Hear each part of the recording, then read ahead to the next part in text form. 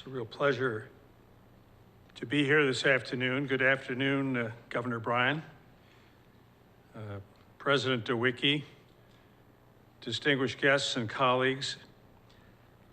It's wonderful to be here today to attend the signing ceremony and the launch and panel discussion of this Maritime Revitalization Plan.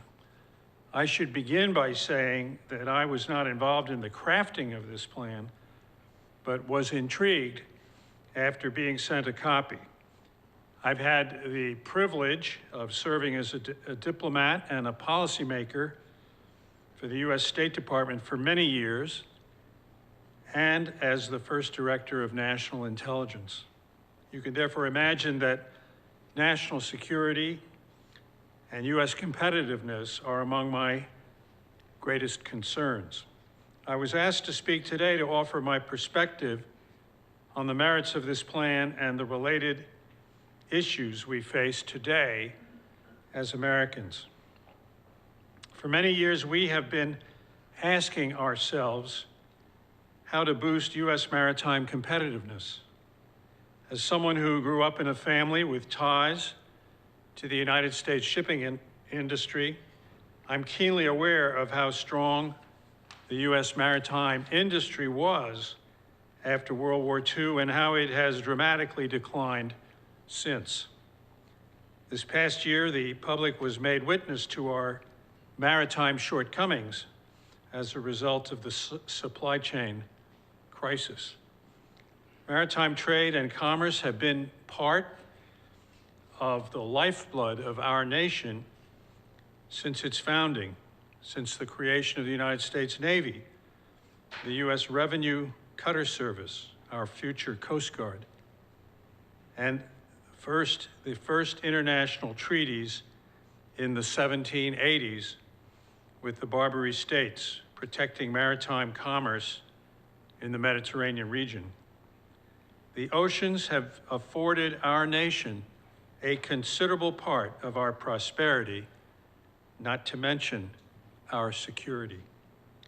With the United States being the largest trading nation in the world and 90% of goods moving across oceans, it should therefore come as a surprise to many that the United States represents just 0.4% of the global commercial fleet, less than half of 1%. This lack of United States ownership of shipping tonnage not only leads to a loss of economic opportunity, but lessens our ability to protect ourselves and exercise oversight and control of activities occurring on the high seas. We must also ask ourselves how we can create a more sustainable economy. Some estimates state that global shipping tonnage will triple by 2050. How will we decarbonize shipping and develop sustainable and resilient infrastructure? Solutions for these problems are long overdue. We can and must do better in order to be competitive. This plan, presented by the Center for Oceans Policy and Economics, is helping us think about creative initiatives. As we prepare to emerge from the worst pandemic in 100 years with a transformed global economy and the perils of climate change, our question today is, how is the United States going to address these challenges? How are we addressing our commercial needs and our homeland security needs and our responsibility for environmental stewardship? I commend this plan and the effort to shed light on this situation as a way to help the United States chart a way forward. I look forward to the continued work of the Northeast Maritime Institute. It is addressing one of the critical issues of our time. Thank you very much.